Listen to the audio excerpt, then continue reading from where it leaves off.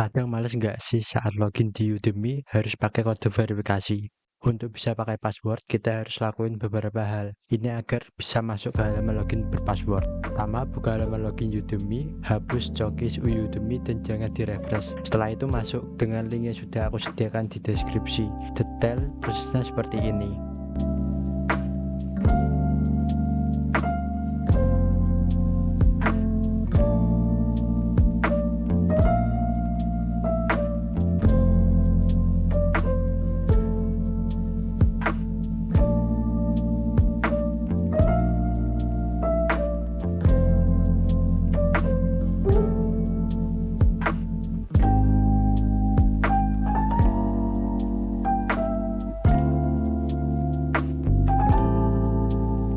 Jika masih belum bisa, harus kamu ulang terus ya.